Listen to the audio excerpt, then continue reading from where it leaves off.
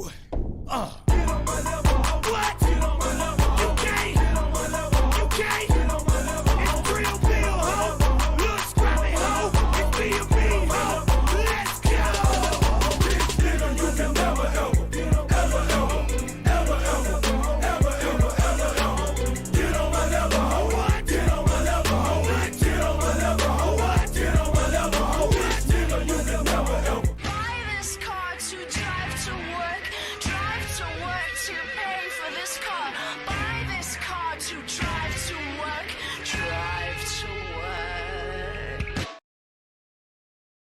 Welcome to YellBRo. I am Jordan, and today we're going to do some psychological, sociological, blah, blah, blahness in regards to how people are apparently reacting to, I guess, the virus and the vaccine. The way society, I don't want to say the way society is looking, but let's look at some stark differences of how certain people are behaving. I think it's interesting to bring that into the discussion. But before I get started, do not forget to share, support, or hopefully donate Devon's journey to recovery, to helping victims of Africom, Cohen Daly, the Australian boy. Also, help out some other content creators, Stevie, a.k.a. Redneck Economics, Sleepy J, Buy My Coffee, and Ali Alexandra. Get her some salt. I mean, nothing. I'm joking. All right. So we're going to look at two different videos, and we're going to see some stark differences, not only ideologically, but also behaviorally. And no, this is not something to paint a picture of this is what the anti-vaxxers look like. The anti-vaxxers are the critics of the vaccine. This is what they look like, and this is what the pro-vaccine people look like. No, it's just something I think people should keep an eye on. And this is what I talk about anyways, right? The psychological aspect of things. Because I think it's important. I think it gets glossed over. So, all right, here we go. This is a clip from Melbourne, Australia, and they're doing like an anti-lockdown, anti-mask mandate, and obviously question the vaccine as well. Type of rally. They're calling it the Freedom Rally, and they go a little apeshit. Let's see it.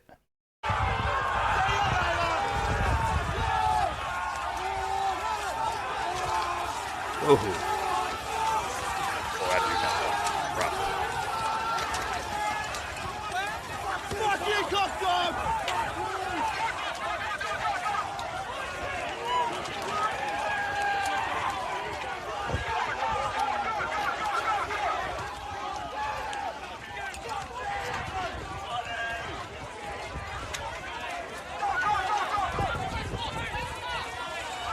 Somebody lost a shoe over there. Damn.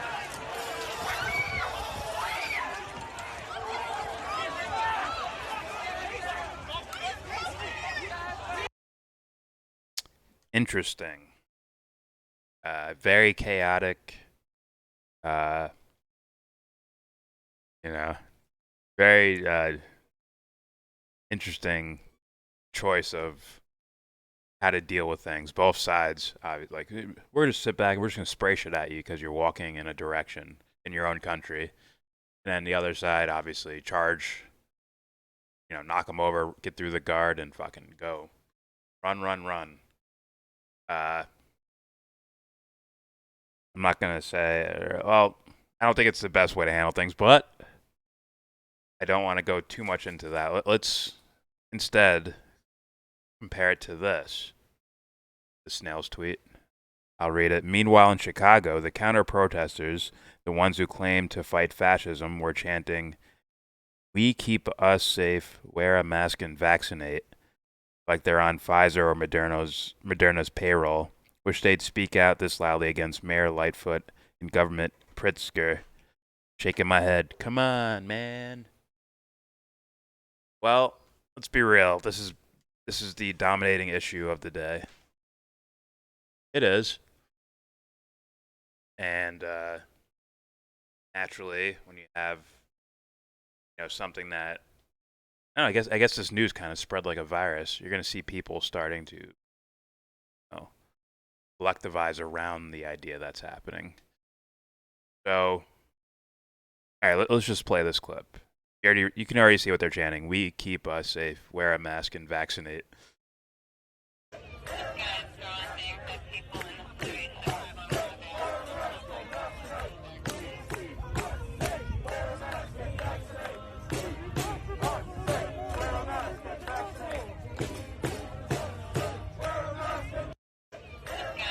Okay, so as you can see, same issue, different style. They're doing the chanting thing, but granted, they probably have far less people there on their side. That is, uh, if I'm getting this correctly, I believe Ali pointed that they're like the DSA crowd, the Democratic Socialists of America. Would be in that. That's like AOC, right? Like that. They right? Democratic Socialists, at least self-proclaimed. Yeah, so they say. But yeah, obviously different style of protest, different ideology, same topic though, which is why they're interesting. Two different I saw this from Ali, and this one was from someone in my Discord. They sent me this, and it's like, wow, just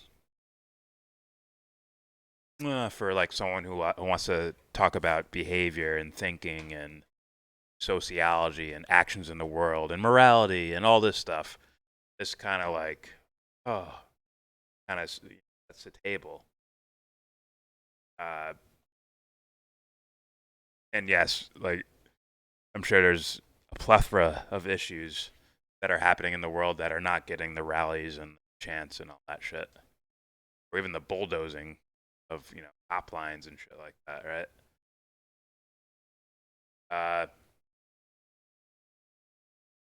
So I did have I guess the point I kind of wanted to make in regards to looking at these two different forms of behavior.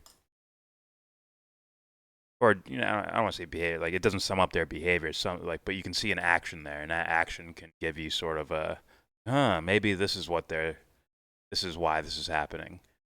And what popped into my mind was, in order to narrow someone down, I'm not going nefarious from the jump, but I'm just saying, if I were like some sort of god goblin sitting above the world, like if I just move this here, I'll get them to behave this way or think this way. From what I've seen, I guess in history or even just people, actually, like people I know personally, just being around it, like it seems like something like survival. It seems like it gets people to behave on their like lowest instincts or lowest. I'll say it not instinct. I'll say lowest form of thinking, right? And by lowest, I mean the most shallow form of thinking, right? I mean they got. Look at this. These guys gathered all these people here, all those people, and right. I don't have the context really. I've read some about it, but I don't have the exact context of who the leaders are, what the initial goal was. But I see the action. The action was, it looks like they're just walking forward and like, we're just going to keep walking, right? They have their arms linked together, like they're just going to be like a human chain just walking forward. But as soon as one thing is sprayed, boom, fucking bulldoze and run through those mothers, stampede them. And it's like, if I were a creepy, nefarious person, all I have to do is make the context about survival, it seems like, and people will react in I don't know, without a deep thinking happening about it. It seems like, right? And then you have the other side. The other side is not another group of people behaving in the world or doing some sort of action in the world, right? And theirs is to sit calmly and chant a thing. They probably got permits and all that shit for all this, or somebody had permits, or they're doing like a counter protest or whatever. But right, their thing is to sit there and chant to them. But they would imply that they did do deep thinking, right? They'll imply it. I don't know, like, but when you actually ask them, it comes like, just trust the science. They're scientists, man. Come on. That's probably the argument you're going to get. But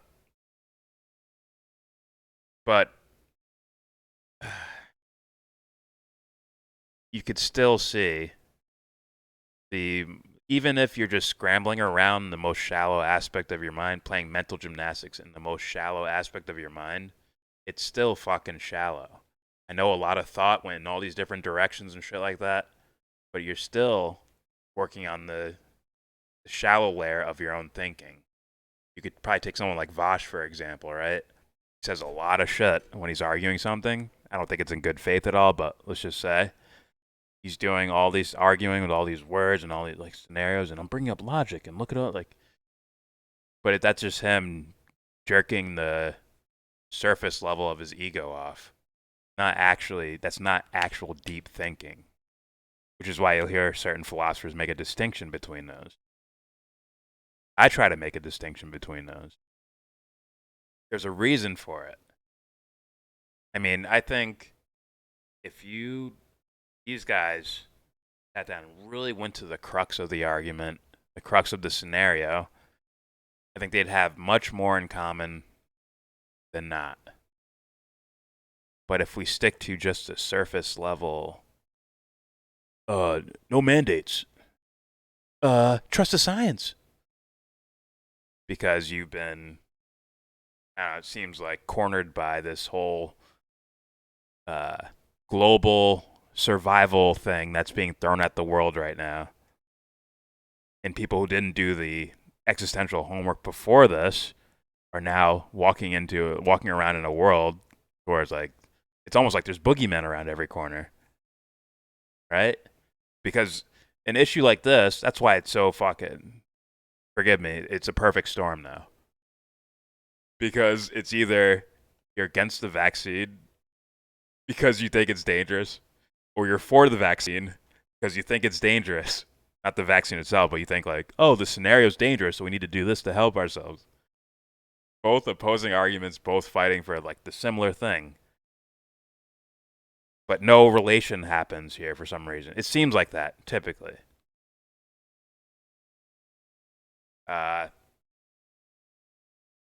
That's a lot of rambling, I guess.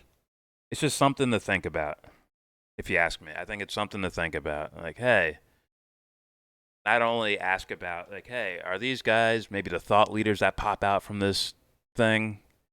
Like, are they working on their deepest thoughts, on their higher mind? Or are they, gotta survive, gotta make it. Fuck, this is dangerous. And it's just like, oh, fuck. Could be Andre leading you to an empty, I did this for me, but you thought I was doing it for everyone. Like it was some sort of righteous thing. Follow me. Follow Andre the waiter.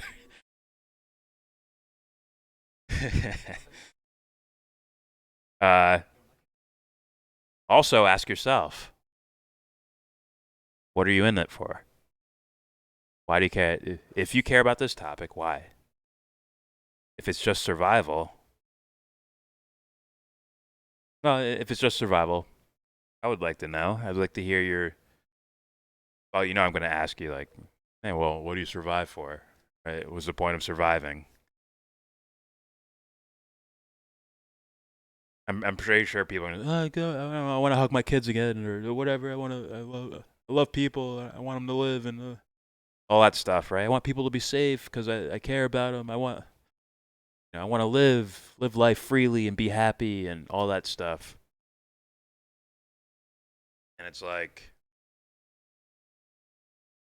you wouldn't, like, would you throw any of that stuff away? Your reason for surviving, right?